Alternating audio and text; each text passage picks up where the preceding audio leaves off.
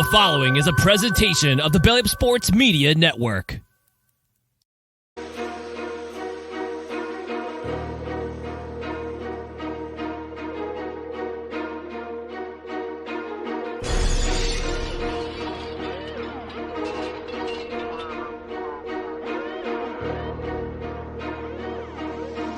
DJ Baller, you killed this.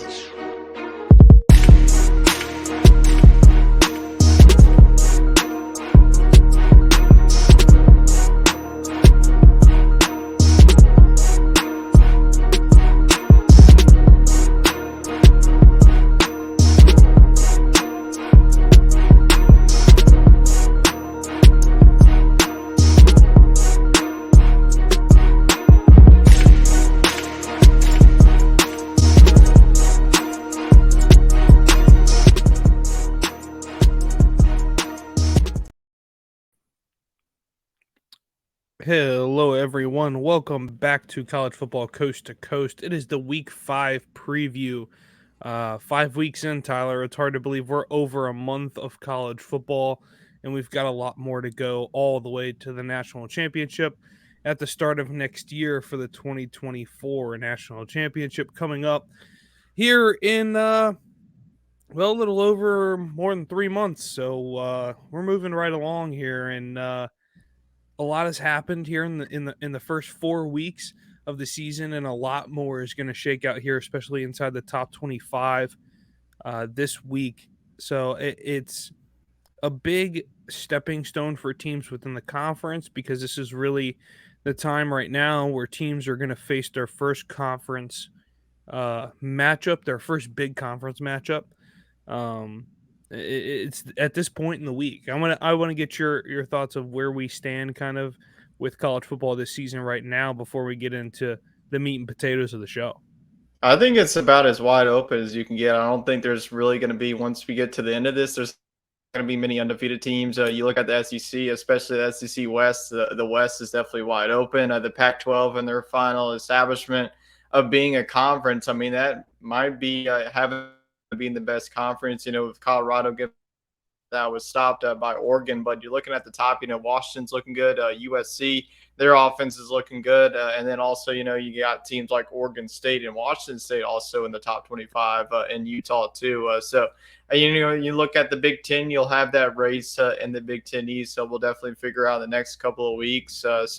And then in the ACC, I think that's about the only conference where we do have some answers. Looks like Florida State's a runaway, but the question is who will be that number 2 team to compete with them. Definitely a lot of question marks to be answered. We're coming off of a statement Saturday, week number 4. But these, in week number 5, definitely has a lot of very good games to look out for. Definitely, absolutely. And I think, with that being said, we get into our first topic of the show, and that is our AP Top 25 Risers and Fallers. For those of you that do not know, at this point, we really give our risers and fallers based off of last week for week 4 and who we think is the biggest faller in the top 25 and who our biggest riser is in the top 25 to make some moves here in week 5.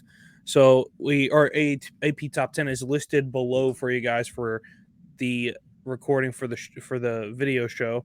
But through the top 25, it's tough because outside of the top 10, you don't have a lot of movement. You had a lot of movement inside the top 10, and unfortunately, it was one where it was just like 1 or 2 moves. We really didn't have anybody fall a long way. So really, at this point, it's hard to say anybody in the top 10 is a big faller.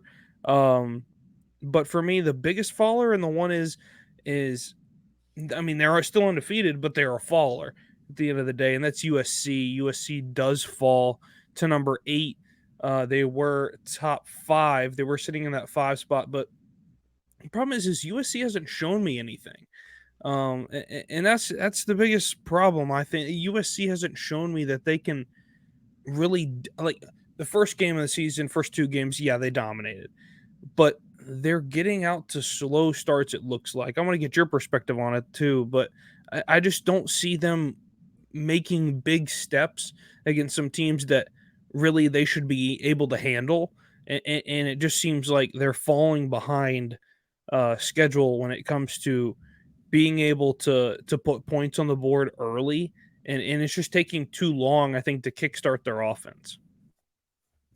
Yeah, I mean, I agree with you. USC really hasn't been tested. I don't know if they're this week against Colorado, maybe, coming off of that embarrassing performance. So see, our main question has been into the season. We know that their offense is going to be really good, but can their defense be as good as their offense? And so far, they haven't really been showing it.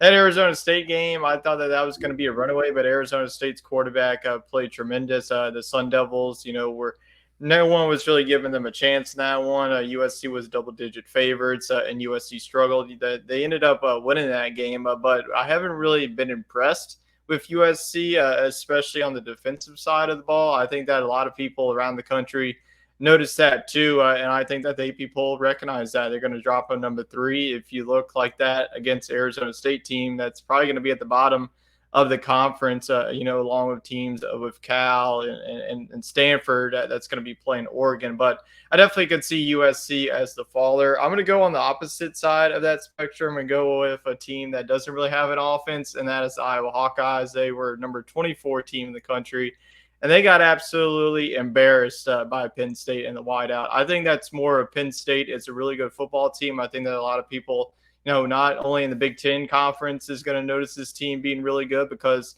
Penn State has finally found their quarterback. I think that Drew Aller is definitely the real deal. They had their 1-2 punch in the running back position. They have one of the best defenses in the Big Ten too. But Iowa, with Brian Ferentz and Kirk Ferentz, this drama just continues. This road to trying to get a better offense is just not working out. I think that Iowa just needs to just cut ties with both of the Ferentzes, both, Brian Ferentz and Kirk Ferentz. It's been too long that Iowa's been in the dumps. You would have thought that Cade McNamara would be the answer, but nope. This is the same typical Iowa offense. I mean, putting up 0 points against Penn State is just absolutely embarrassing. With the Big Ten West of how it shape it up, Minnesota coming off that loss against Northwestern. You have Nebraska kind of figuring out with their first year under Matt Rule. And then you got Wisconsin with Luke Fickell. They got the one loss to Wazoo, but Wazoo is a better football team than we expected coming into the season. So I just don't really like the makeup of this Iowa team, especially after a 34-0 drubbing against Penn State. Yeah, absolutely. And I love the way you finished it, because then you're going to get into my riser, and my riser is Wazoo. I feel like that team is absolutely out for blood every week. And they play football like I think everybody needs to play football. It's a new opponent. It's somebody new coming in that we can take down. In the last couple of weeks, they've played good football teams, and they've made them look silly. So credit goes to that Wazoo offense. They have absolutely reinvented that offense to something that is far better than what they used to be. Defensively, I think they still have some spots there that they can improve on. I feel that offense, though, is so quick now, and they move the ball down the field so fast that it's hard to keep up with them. So for me, that's the biggest riser in the top 25 right now. They moved up 5 spots. So, I mean, you go from 21 to 16, and now we're talking. So I think it's a big step for them. And you mentioned early on in the show that the Pac-12 is a conference that's heading out the door in most people's eyes, and I think both of our eyes as well. So for teams to step on the gas in the Pac-12 and be a part of something here in the top 25, I think means a lot, and it says a lot to the NCAA that, hey, look, this conference still has some really good football teams, and to the other conferences, I think it's kind of a wake-up call, thinking, look, the teams that you're getting in these conferences are no cupcakes. They're teams that are going to be able to play a lot of good football. So credit goes to Washington State. Definitely a tough place to play up there. They went on the road, though, and got some wins. And credit to that coaching staff. Definitely an improved football team. Yeah, I really like that pick. Cam Ward, you talk about all of the Pac-12 quarterbacks of being really good. Caleb Williams, Michael Penix. Cam Ward is definitely right in that. Really like Wazoo and how they're doing. We'll see they can continue their run of dominance there in the Pac-12. But I'm going to go with an SEC team. I'm going to go with a team that's gone from the unranked to the ranked, and that's going to be the Missouri Tigers. We talked about them a couple of weeks ago, getting that big victory. Harrison Mevis with the 61-yard field goal really vaulted this team. This team was just inching along the first couple of games. They struggled against South Dakota. The score, was like 30-7. They won that one pretty quickly. But I think that whatever shifted the momentum was that victory against Kansas State because, we saw them against Memphis. They easily could have just fallen flat. Memphis is a very good football team. I think they're going to compete with Tulane in the American Athletic Conference. We'll talk about them later on once Memphis faces off against Boise State this weekend. So very impressed with the Missouri offense. Brady Cook, was getting a little bit of criticism from his own fans in the stands. Looked like he'd take that up to him. I think that Brady Cook is going to definitely be a solid quarterback for them. Look at Luther Burden. He's definitely going to be one of the bright shining stars on that Missouri offense. And then you got Cody Schrader coming off in the backfield. I think that defense is definitely improving week in and week out. They get Vanderbilt this week. The way that Vanderbilt's been looking, you can just pencil them in, be 5-0. They have some tests coming up. They got to face Florida, South Carolina, Tennessee. You still have the brink of the SEC East to go. But starting off, 4-0 and 5-0 before you get, they'll be hosting LSU. I think that it definitely sets up well for them. I think that's more of a trap game for LSU. If Missouri can win that one, go to 6-0 heading into the month of October. Look out for this Missouri team, the SEC East. I think that they could be one of the few teams that can compete with Georgia. Yeah, that K-State win was huge for them, and that really vaulted them into the next phase of their season and their program. So a big win for them there a couple weeks ago. Memphis game was a really good football game, so a lot of credit goes to them there. Moving away from those, I went with two teams out west. Tyler, you took two teams in the central part of the country for the most part. So some unexpected people that were picking for risers and fallers. Definitely not the norm, I would say, when it comes to risers and fallers, but I like it. It's a change. It's different. I'm just waiting for the first time that you and I pick a group of five school that is the biggest riser and faller. So I'm waiting for that day. That's going to be a good day. But getting on to the good day, the day of the games, and that is today. So the ACC games of the week, game of the week. We had games of the week plural last week because we had a lot of good games. This year we don't have a ton, or this season, this week we don't have a ton of good games. Sorry, it's been a long week. We don't have a ton of good games this weekend, so we've got a couple of good ones, and we've got one for just about each conference.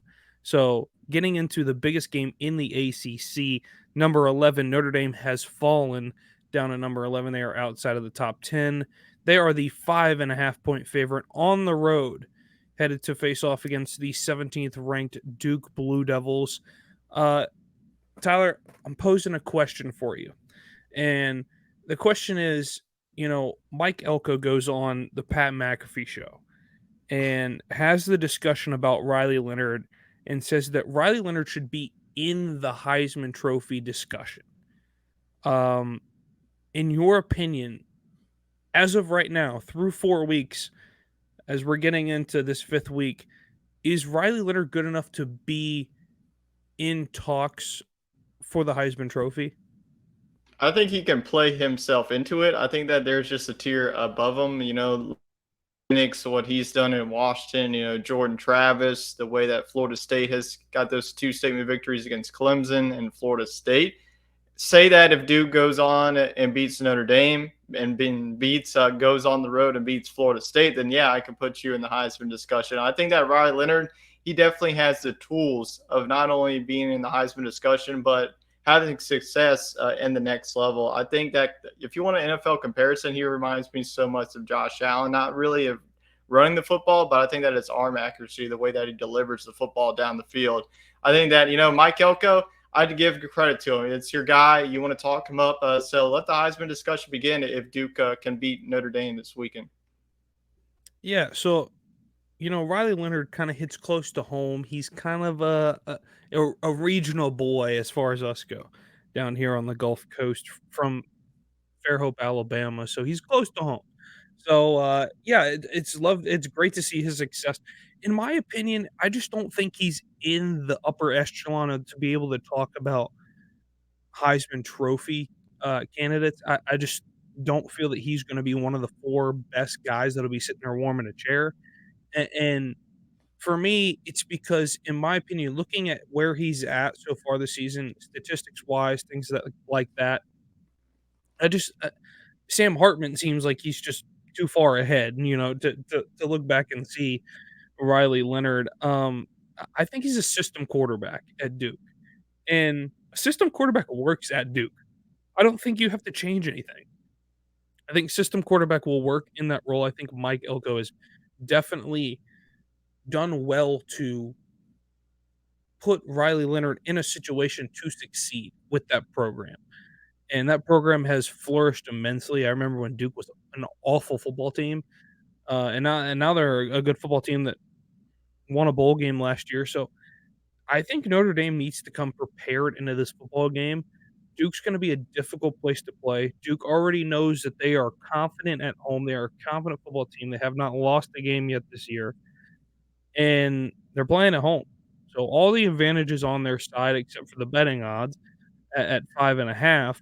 But at the end of the day, I think Duke can win this game if they can control the football.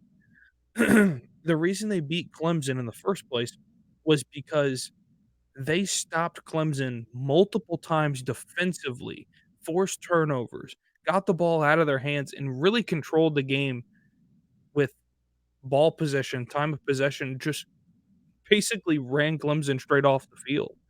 So if they can handle business in this one, I think that it's possible that at 5-0, we're talking about a top 10 Duke team or sitting right outside of the top 10 just because it'd be a huge win for them. Uh, with that being said, on the other side of the ball, Notre Dame needs to keep running the football, and it's balance between run and pass. That's going to be the biggest thing for them. Running and passing, I think, is key. Um, but for me, I think the home field advantage means so much more. It feels weird to take Duke at being number 17 and Notre Dame's 11. They're a good football team. They lost a tough game last week, but I'm gonna take Duke. I think the Blue Devils can win at home. Uh, it's one of those where I don't feel like this game should be probably around 3 if I had to guess. But Duke's at home. I'm gonna give Duke the outright win. I think they can win this game by 3. Low scoring game. I'll go 24-21. Yeah, this is definitely an important game for both of these teams. I would definitely say for Notre Dame's sake, coming off of that, it was an emotional loss to Ohio State, losing on the final play on the last second. It was a defensive battle. It was 0-0 in the second quarter. Really, both defenses were just playing hard nosed football. And then, Ryan Day having the comments about Lou Holtz after the game. So I think that this Notre Dame team is definitely going to be ready and well prepared. They're definitely going to have a chip on their shoulder. They already have the one loss. We all know in the college football playoff era, there hasn't been a two-loss team. I just don't think it's going to happen this year. So, Notre Dame, they have this road test against Duke, and then in a couple of weeks, they host USC back there in South Bend. So these next couple of weeks are really going to be a deciding factor if Sam Hartman stays in the Heisman discussion or if he's out, or if Notre Dame is in the college football playoff or out of the playoff discussion. So definitely a lot to play for you if you're Notre Dame. I think that you hit the nail on the head. They got to get Audric Estime get going in the wins Notre Dame has been going. He has been an absolute he's like a Derrick Henry-esque. No one can stop him. Going up against a Duke defense that has really looked testy. I think that they're right up there with Florida State being one of the best defenses there in the ACC. I don't expect many touchdowns to be scored in this one. It feels like it's going to start off that Ohio State, Notre Dame game. Maybe it's like a 7-3 game going into the half. And then it just comes down to whoever has the ball last, potentially. So I'm definitely interested in this quarterback battle, Riley Leonard versus Sam Hartman. I think that these are two talented quarterbacks, so we'll go after each other. But I agree with you. I think that I'm going to go with Duke. College game day being there. I just think that the environment's going to be there. I'm going to go with Duke. It's definitely crazy to see if this would definitely be a heck of a game on the basketball court. but I think that Duke also gets them on the gridiron. I agree with your score. I think it's going to be similar, but I think it's going to be a very narrow win. I'll give Duke the 24-23 victory against the Fighting Irish and sends Notre Dame back to South Bend already with 2 losses heading into the month of October. Yeah, great game there in the ACC today.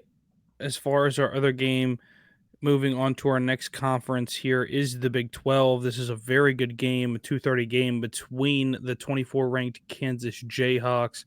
They're headed to Austin to face off against the 3rd-ranked Texas Longhorns, who are the 16-point favorite at home. Here's the deal. This game is basically Kansas has nothing to lose. Kansas, I believe, has won the last few matchups in this. Correct me if I'm wrong, but Kansas has basically taken over this series the last couple of years. Now, Kansas is at 24 right now. Kansas is still an undefeated football team.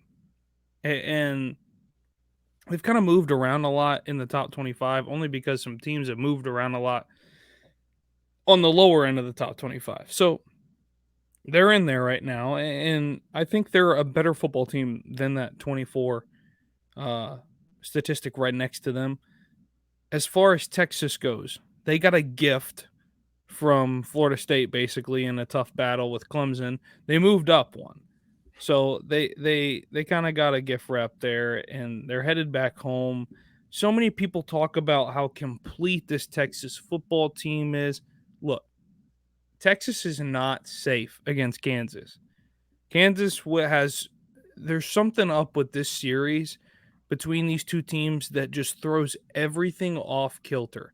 And, according to the FBI, and I never follow the FBI, which is, Texas has a 93% chance to win this football game. So they're a 16-point favorite. Could Kansas win this game? Yeah, they very could. I mean, they could win this game. Last second field goals happen. I get it. Texas, I don't know if I've seen enough of Texas to make the determination that this team can go out there and clean sweep this team at halftime, because I don't think they can. I think we're valuing too much of Texas based off of the win against Alabama right now. Because at that time, Alabama was considered a really good football team. Well, right now, Alabama is not considered a good football team. So I gotta say that Texas looks more like a number 10 or 11 than they do a 3, in my opinion. And this game line is a little too high for my liking. I think Kansas can cover it, but Texas wins by 3. I think it's a 33-30 win for Texas here at home.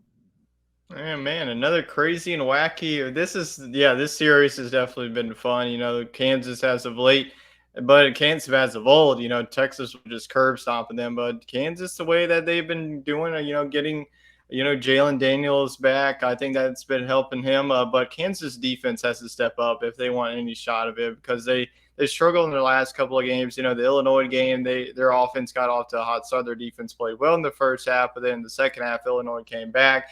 And then the BYU game, their offense was once again. So I think that Kansas, honestly, if they want any shot of this one, they're going to have to play Texas into a high-scoring affair and hope that Jalen Daniels and this offense can just keep on attacking against this Texas secondary, because I don't think that Kansas rush game is not going to be too effective. Texas, their Texas defensive line is going to be too strong for Kansas offensive line to handle in this matchup. But Texas definitely has the playmakers. A.D. Mitchell is one of their leading receivers. Quinn Ewers, the way that he's been playing. Texas, we look at them.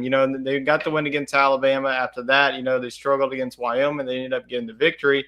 And then last week, very impressed, against a Baylor team who maybe is very bad, or maybe Texas is very good. We'll definitely figure it out in the next couple of weeks. But I agree with you on the lines that Kansas will cover this one, but it's not going to be, like a 3-point game. I still think that Texas just has too many weapons on the offense and defensive side of the ball. I just trust Texas defense more than Kansas right now. Don't get me wrong. I think that Kansas definitely has the playmakers, for this one to be close for at least 3 quarters. So I think that Texas pulls away in the fourth quarter. Give me the Longhorns to stay undefeated and be a top 5 team. I'll give them the 38-24 win as they defend their home turf against the Jayhawks. Yeah, no, good pick there. Biggest question mark for Texas for me is Texas is averaging 155 on the ground per game. For me, that's just too low when you're almost averaging 300 passing a game. For Texas, they have to pay attention to that run pass balance. Don't get too pass heavy because Kansas has some good players in the secondary that will go and get a football. So they need to be very careful about that, especially um, with this team. I mean, this is a really good Kansas football team, and you can't underestimate their players on their team there right now with the way this football team has changed. Getting away from the Big 12 to the Big 10 here, the number 2 ranked Michigan Wolverines are finally headed on the road, folks. Oh my God, I never thought I'd see it. Michigan's on the road for week 5. They are the 18-point favorite on the road in Lincoln, Nebraska. You know, this game, it looks like a Michigan runaway, folks. And but the problem is I've been around Big 10 football long enough to know that this game is going to be close. And I just think it's because Nebraska's pesky on defense. They know it's Michigan coming in here. That place will be sold out. Um, and Michigan being an 18 point on the road against anybody this season in their conference is absurd to me. So I'm not liking the line. I think Nebraska covers this line. Do I think Nebraska wins the football game? Probably not. But I think Nebraska can cover an 18. I don't have any doubt in that. Michigan hasn't been able to score the football much at all, and Rutgers offensively, they're just not there right now. Plus they were playing on the road. A tough game to play on the road, in the big house. So I get it. And for Nebraska, I think they're gonna be able to score the football at home. I think that's their advantage is home. Um, Michigan gets the win, though, in my opinion. I'll go 24-17. Yeah, I mean, if you've been watching every game that Michigan's been playing, it's a slow start, and then they figure out a way to win every game 31-7. I feel like every game's either been 38-7 or 31-7. It's like, my gosh, can this team, you know, I know it's like a struggle every freaking week with this team. Like you're number 2 in the country, you're supposed to get out to a fast start. I'm sure that Michigan fans are wanting that too. You know, you get Jim Harbaugh back last week against Rutgers, whoopie doo. I mean, look at Michigan's schedule. You could say the same for Georgia and the same for many teams. They haven't really been tested. They won't be tested until they probably play Penn State.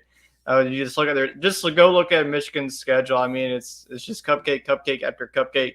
I just don't see Nebraska even keeping this close. Nebraska is still figuring out their offense. You know, last time that we saw this Nebraska team, on live national television was against Colorado, and their quarterback turned it over like 3 or 4 times. So I just don't think that this offense is going to have enough firepower, enough juice in them. If they want to win this football game, they better just hold on to the ball and just keep running the football until they can't no more and make it like a 7-3 typical Big Ten football game. But I just don't see, I think that Nebraska will probably, have this game close in the first half just because that's how Michigan has played this one. Now, maybe Michigan get off to a fast start. That would definitely be great to see for them for once this season, especially with the talent that they have on both sides of the ball. J.J. McCarthy, he's been up and down all season. In the couple of games in the non-conference, he had 3 picks against Bowling Green. Rutgers, he had a couple of touchdowns, but I think that,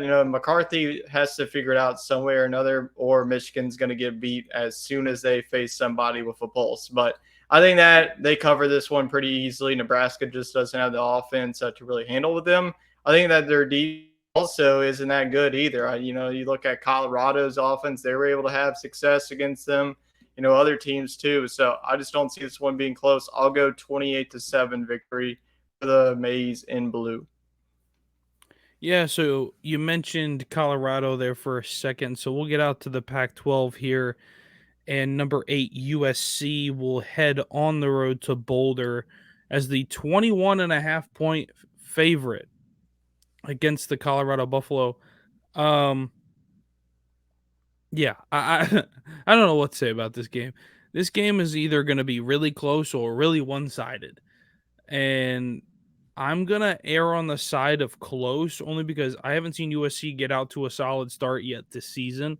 Um, you're missing a couple of playmakers for Colorado. I get it.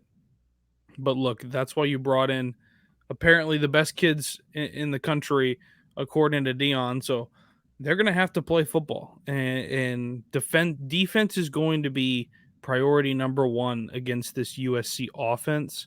If they can stop USC's offense and get USC's defense on the field long enough to score the football, then they have a chance. 21.5 is too much. USC will not cover a 21.5. And I don't think they're going to do it in their conference all season long. I just don't think that they're able to do any sort of line like that. I don't think they're going to have a line that's going to be as high as this game right here. So I think Colorado can cover it. USC is going to win this football game at the end of the day. I think SC gets it done, and I'll go 42-20. 40. God, it's hard to say. 42-28. It's pick and choose with these teams. I mean, USC, if they keep playing like this, they're going to get beat eventually. Colorado coming off that embarrassing performance against Oregon. But, man, Oregon is looking like a pretty damn good football team. I think that Oregon is definitely playing better to their potential that USC is. USC, it feels like, the first couple of games they were just playing, junior varsity teams. And then they play Arizona State, and Arizona State was able to hang around with them. I think that Colorado at home, Dion isn't going to really let that, they're not going to get beat like that again. I don't think that this season, USC and their offense, I think will be able to score. We definitely see that, Colorado's defense isn't where it needs to be. Colorado, wasn't able to really tap into the transfer portal, the offensive and defensive line that Oregon had. We'll see if they can match up against USC's offensive and defensive line. I think that Colorado will cover. I'll just go ahead and say that the way that USC has been playing, I just don't think that they're just going to wake up on Saturday like, all right, we're number 8 in the country. Let's go ahead and show it. I just think that Colorado, they still have some fuel to the fire. I know that Travis Hunter is still out, but, Xavier Worthy has to step up. Look for their Edwards, the running back. Shadir Sanders is not going to have bad back-to-back weekends. But I do still have USC and Caleb Williams winning this one. I'll go 38-27 in favor of the Trojans. Yeah, I didn't spend too much longer on that game, only because we do see SC winning that game pretty handily, but Colorado covering that football game. Headed to the SEC, the 13th ranked LSU Tigers are headed to Ole Miss, to Oxford, Mississippi, to face off against the Rebels. LSU is the 2.5-point favorite on the road at Ole Miss after they suffered their heartbreaking loss to Alabama last week. LSU's coming off of a very, very close win margin against Arkansas at home. That game there, kind of it kind of blinds you when it comes to a game like this. You have an LSU team that really played poor in the first half, and an Ole Miss team that kept it close in the first half. They lost control in the second half against Alabama, and LSU let Arkansas stick around, in the second half. So these two teams have a lot to improve on. They're sitting at 13-20, and they're really a lot closer match than what that looks like there. I think the biggest difference here is, can LSU win can they beat a decent football team on the road? And the answer for that, to me, I just don't think LSU is going to be able to win this football game. There's too much, like, even if Ole Miss was playing against Alabama at home last week, I think that game is really close. But for Ole Miss to be playing at home this week, I think they're out for blood, especially after that game last week. And LSU really needs to be aware of that. To me, it feels like LSU, it feels like Brian Kelly's asleep at the wheel right now. and it's just they're missing something there. They're missing their firepower and their pop. It just and I know you can probably speak to it more than I can, but just sitting there like being able to take that in, they just feel like they're missing something. Um, for Ole Miss, it comes down to execution. I think they have pieces in order to win football games in the SEC. Are they going to be close to an SEC championship? I don't think so. They're just not there yet. And of course, they're a young football team, so it's understandable that they have time to develop it and get better. So for me, I think Ole Miss wins this football game. I think they can get it done at the end of the day. Is it a close game? Yes. Do I think there's a ton of points in this game? No, probably not. I'll give Ole Miss the 1 point victory, 28-27. I think that this is going to be an offensive explosion, especially the way that, both of the secondaries definitely has some issues. Alabama was able to have their way, and Arkansas was able to have their way. I mean, golly, that tight end was just running down the field so many times. He was just picking up miles on his Fitbit during the game. But LSU has to have a fast start on offense. They pretty much have to do the same formula like you did in the 11 a.m. game against Mississippi State. We need to see that fire again from this LSU offense because we didn't really see it in the first half against Arkansas. James really struggled in the first half. He was missing on wide open throws, but he was able to bounce back, hit Brian Thomas on those two long touchdown grabs. And Ole Miss, I just don't think that their offense is really going to have a bad weekend once again. I think that the way that Jackson Dart played, he's looked at the film. Quinshon Judkins definitely has to get more involved in this one. If you look, I think that Ole Miss is going to attack this LSU secondary that has a lot of issues. Florida State was able to have their way, and Arkansas was also able to have their way. So Kiffin, this offense, they scored 10 points. That's the lowest they have ever scored since the 2020 season. I think that they're just due to have an offense and explosion. It's going to come at the hands of LSU. And I think that LSU is going to find a way to win.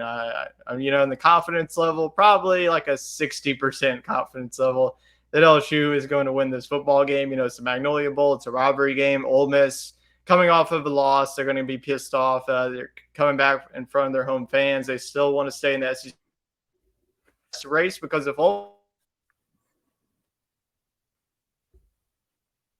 wins this one, really in the driver's seat along there with Alabama, because Alabama, their one loss is outside the conference and they're sitting at 1-0. So I am going to go with a high score and shootout here. LSU wins this one by a field goal, so I guess they cover this one due to Vegas. I'll say 37-34, Tigers get the victory.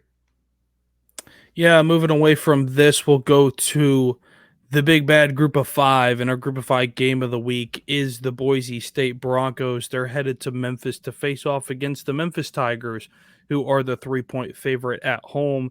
Memphis coming off of a game last week against Missouri where they played well, and Boise State coming off of a shaky start to the season where they start 500. So these two teams have a little bit to prove here. For me, I won't spend long on this game. I just don't see Boise State. I don't see them moving the football like they used to right now. Um, as far as Memphis goes, I think they're the same offense. They've always been the same offense. They're pretty open book. As far as that goes, who can stop anybody on defense? That's going to be the biggest question. I think defensively, Memphis is the better team. They're playing at home. I give Memphis the win. They cover the 3 here against Boise State. I think they can win this by 14. They have a chance to do that. It's probably more realistic around a 10. So I'm going to go 31-21. They get that victory over the Broncos.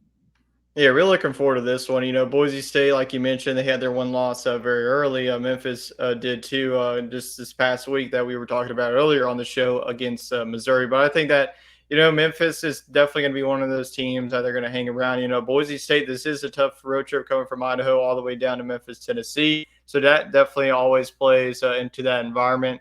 Playing in the Liberty Bowl is always tough. I think that Memphis, I'm not going to spend too much time on this one. I think that Memphis is going to cover this one. I think that Memphis's offense is just going to be too much for Boise State's defense. I do think that Boise State will definitely be one of those teams that we'll be talking about in the Mountain West, along with teams like Wyoming Air Force. My gosh, if you haven't watched Air Force play, you better watch them play because the Air Force is looking like an absolute gauntlet out there in the Mountain West. But I'm going to go with Memphis in this one just because if it's at home. If this was on the blue turf, I would go with Boise. But I think I really trust this Memphis offense bouncing back. They didn't really have a bad outing against Missouri. They really played well.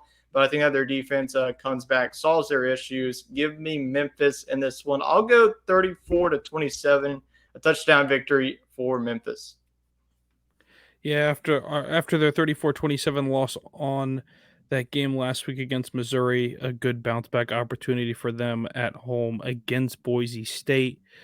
Those are our games of the week, folks, for your games this weekend. Some great ones to watch there. There is a ranked team in just about every one of those. Everyone in the top, or everyone in the group of five, out in the Power Five, everybody in the group of five, there is at least one ranked team in there. Not so much in our group of five, but two really good football teams there competing. So this gets us to our last segment of the show. That is our best bets for week 5. Week 5 best bets. Tyler, hit me with your best bets for this weekend and some teams that you can bank on getting you some money. I think that this is going to be another bold one. I'm just feeling a little spicy lately, but this is going to be my upset pick of the week. It's an early one, so this might be a bad beat. so hopefully it isn't. But I'm going to go with the Kentucky Wildcats outright. They are a 1-point favorite against the number 22nd ranked Florida Gators. Florida coming off of a little shaky performance at home against Charlotte, only putting up 22 points, maybe looking a little bit ahead against Kentucky, but Kentucky has really, no one's really been talking about this Kentucky team. Devin Leary transferring from NC State. They got a lot of the weapons with Dane Key as their main wide receiver, and then they got Ray Davis coming out of the backfield. So I think it's going to be more of a defensive battle, but Kentucky, I think, Florida was absolutely dominating this series. Kentucky's going for their 3rd straight win. I think they get it in Lexington. Yeah, that's a good one, a spicy one. I'm going to go with the spicy one, too. Mine's a little more spicier than yours, so I got to sit up for this one. For me, it's an SEC matchup. It's an SEC East matchup. It is the South Carolina Gamecocks and the Tennessee Volunteers. Both these teams have lost games. South Carolina is 500. I don't see South Carolina going to 2-3. I think South Carolina wins on the road at Tennessee and gets a big upset win against an 11.5-point favorite at home. I think South Carolina is devalued just a little bit right now, and I think Tennessee is overvalued right now. So Tennessee at 21 is really low, and I think that they're going to start falling in the wrong direction. So I think the Gamecocks can win that outright on the road. That would be a huge win for them, and that's a big bet. So hopefully that one will cash in. But any more bets for you, Tyler, on your side?